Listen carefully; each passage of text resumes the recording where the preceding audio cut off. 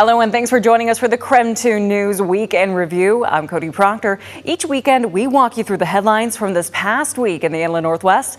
Let's get started with one of the biggest news stories of the past few days. Data centers have become a hot button issue across the country and now here in Spokane County. Now, county leaders say they want to make sure they have the right rules in place before any large project moves forward.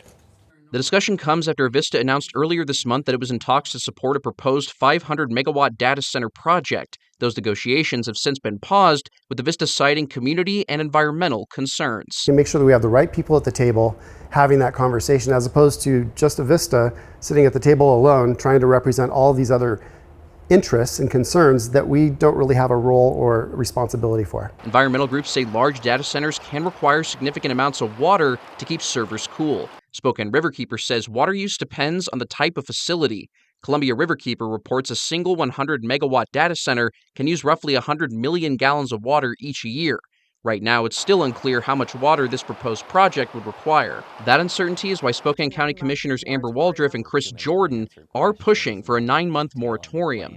Waldriff says the pause would give the county time to develop regulations before a project moves forward. I know that some people feel that moratoriums aren't necessary, but I would hate to see a data center come into Spokane County without any rules of the road that are influenced here by Spokane County stakeholders. Commissioners Al French and Josh Kern say a moratorium could send the wrong message to companies looking to invest in Spokane County. A moratorium in the business community is saying we're not open for business.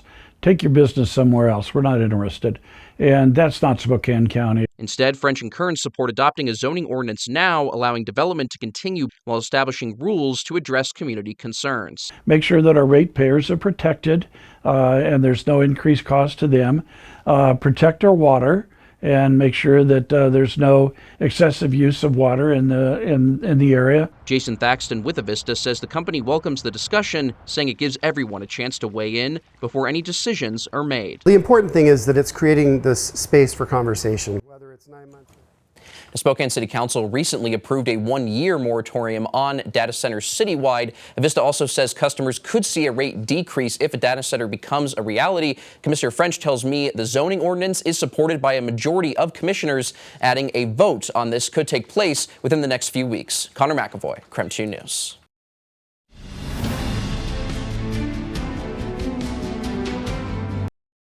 People were evacuated out of this area near Tyler. The latest update coming from officials around 4 p.m. confirming that there was no more forward movement with this fire. Take a look.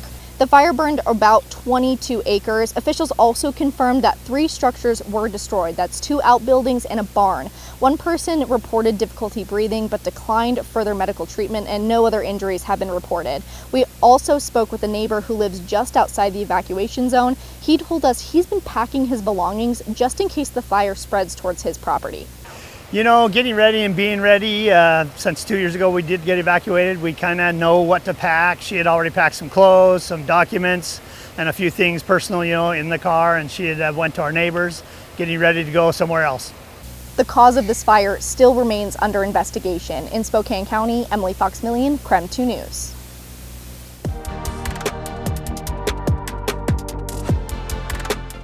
Washington State Patrol says drivers should know the signs of a legitimate traffic stop. So checking the patrol vehicle, looking at the officer's uniform, and asking for the officer's commission or identification card are some of the steps to take if something doesn't seem right. If you're unsure whether the person pulling you over is a real officer, WSP says slow down. Turn on your hazard lights and drive to a well-lit public area. Once stopped, look for an official badge and a WSP patch on the uniform. Sergeant Riddell says a sloppy or unprofessional appearance can be a warning sign. Telltale signs that we like to look for is, do they look like they should be in the vehicle? So this is a factory Ford police vehicle. So the vehicle came like this from the police division, and they only sell these as police vehicles. So they'll have the red and blue. They'll have the red and blue up on the top. On a WSP patrol vehicle, the license plate should display WSP or SP, and the number on the plate will match the trooper's badge number. Sergeant Riddell explains in Washington, it is illegal for private vehicles to display active red and blue emergency lights on the front, and flashing or solid blue lights are also prohibited, as they're reserved for law enforcement. If you're still unsure, Sergeant Riddell says call 911 to confirm the traffic stop with dispatch or ask the officer to show their official commission card. For now, I'm reporting in North Spokane, Regan Gallo, KREM 2 News. As we go to break, here's a check of your weekend forecast.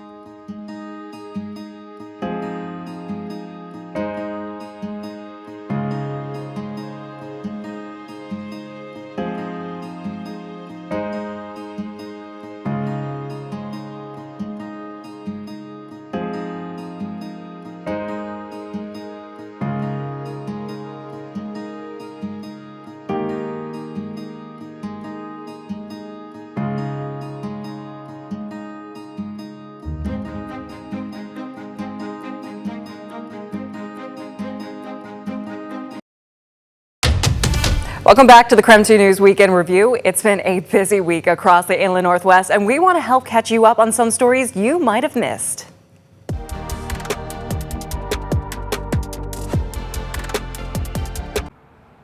Well, this empty lot in Spokane Valley, just off of Carnahan and 3rd, will be the future Lee Wade Landing. Now, this project, led by Habitat for Humanity, is meant to create affordable housing for families in need, and this project will create 25 new affordable homes. Woo! Thank you, Jesus! Whoa! Thank you, Jesus! Breaking ground is the first step that will impact families for several decades in the east central neighborhood of Spokane Valley. And this is so beautiful. I mean, and I didn't even realize that they were going to name the name Lee Wade Landing. That is cool. The future Lee Wade Landing will stand in honor of Lee Ada Wade, who just celebrated her 99th birthday, though this photo is from 2 years ago. Her son, Michael Wade, says after moving to Spokane in the 1950s, she was a voice for neighbors across the East Central community. How much work she put in to get this done in her name and her honor, that is just, I'm just lost for words, you know?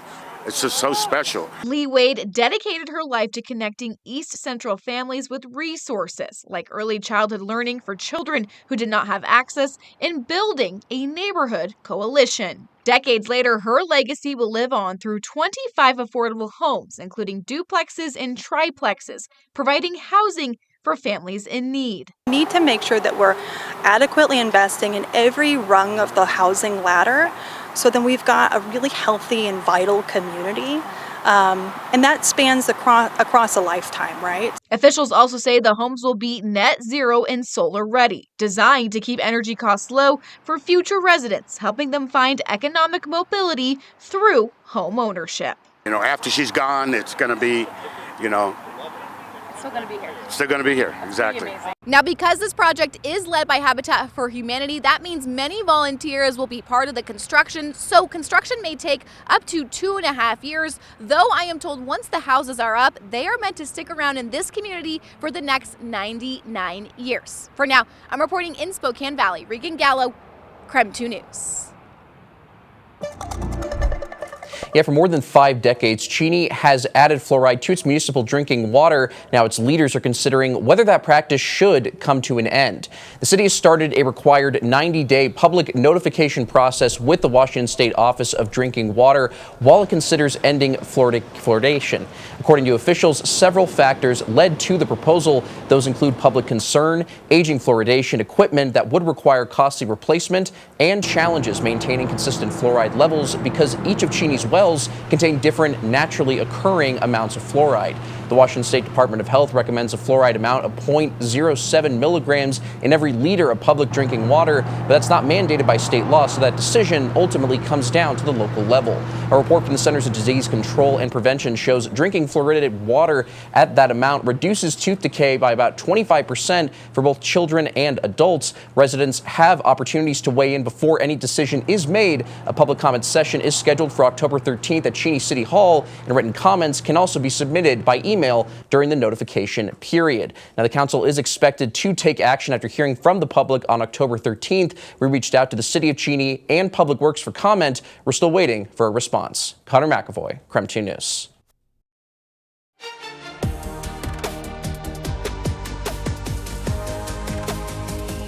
Thanks for joining KREM 2 News this weekend. I'm Cody Proctor. Right now, we're taking a look back at some of the news stories from the past week.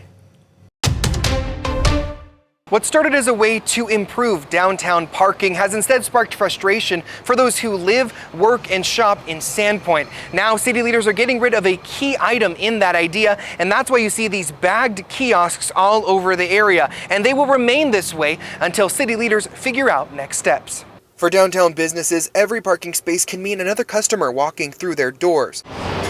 But over the last few weeks, some local shops say a new parking system actually drove people away. Upon immediate implementation, the streets were empty. John Bates, the owner of Bleeding Hearts Tattoo Emporium off of Main Street, says the sudden change made people avoid downtown altogether, causing the shop to lose close to 70% of their revenue in the 2 weeks the kiosks were there. That's compared to the first 2 weeks of July last year. You know, summertime's a big walk-in time for us. We also pierce, which is a much more of a walk-in friendly aspect of our business. But it almost seemed like there wasn't a need to take walk-ins anymore because there just wasn't people walking in. I spoke with a handful of businesses downtown, and while they didn't all want to go on camera, a couple of them said that they didn't even notice a change in day-to-day business. Sandpoint city leaders say this program has been in the works for about a year. So this was initially and intended to be a soft launch. Sandpoint Mayor Jeremy Grimm says at the City Council's last meeting, they decided to pause the kiosks to reevaluate and revert back to the 2-hour parking maximum that was in place before. So without kiosks, there's really no way for us to implement a program that allows folks to stay more than 2 hours. So it's a process that's evolving. The city reiterates that the kiosks downtown are offline, but kiosks in other city lots and City Beach are still active. Grimm says the City Council has not determined how the money from these kiosks will be spent, but he emphasizes that the city spends $1 million a year trying to upkeep city parks and amenities, which falls on the taxpayers. So we just need to come up with a creative way to maintain these amenities and a fair way for everyone to help support them. While conversations surrounding downtown parking will continue to happen, the city says the kiosks will remain paused until the end of summer. In Sandpoint, Christian Garza, KREM 2 News.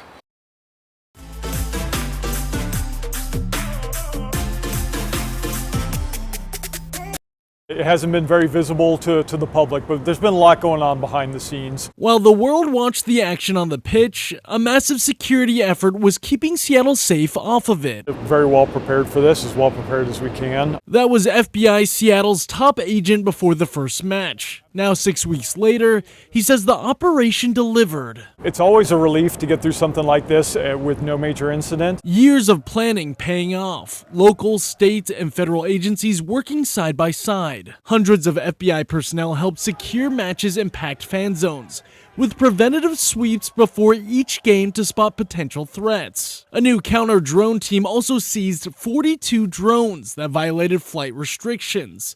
None of those incidents led to injuries, but several cases are still under federal review. Agents were also embedded in command posts, with SWAT, hazmat, and evidence teams ready to respond. I'm very happy with how everything turned out. So I would grade us very highly because really everybody was safe and was able to have a good time, and that's the most important thing. An A or an A+ to all the police agencies involved, not just the feds, but the local ones as well. Former King County Sheriff and King 5 law enforcement analyst John Urquhart says he's not surprised it all went smoothly. This didn't happen overnight. There was a lot of thought, a lot of preparation that went into keeping everybody safe. The final whistle has blown, but keeping the community safe continues. I think the mission is ongoing. They need every help they can get to survive. This 300-foot floating wetland in Seattle's Shell Bay Marina is designed to throw a lifeline to struggling salmon. To our knowledge, nobody had tested them in salt water.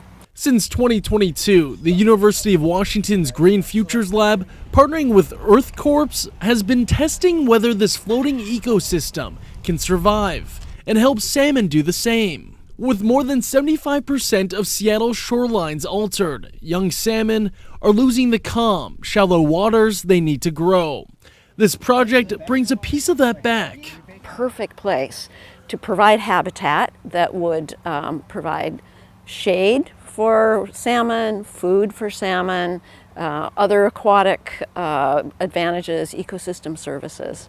The floating wetland has evolved, adding shelter shells and other features that create pockets of protection beneath the waterline.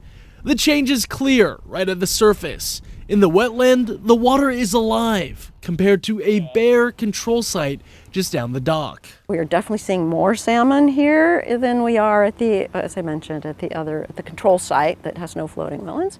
And the plants are thriving. The project costs about $250,000, funded by King County Waterworks and the Honda Marine Science Foundation. The 5-year study wraps next summer, with the results headed to the community and the Port of Seattle. The hope, this floating habitat doesn't just stay here, but spreads across more marinas, giving salmon more places to navigate and survive. It's the first step, but I hope it's one that others can build on so that these can be scaled up to this marina and other marinas. For Environment Northwest, I'm Brady Wakayama.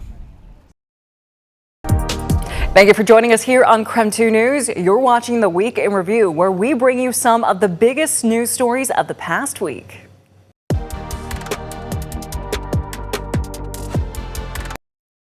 For millions of people, seeing the U.S. Capitol Christmas tree is a holiday tradition, and for the team in charge of finding that tree, preparations begin months before the holiday season even begins. In fact, today is the start of that search for the perfect tree right here in Latah County.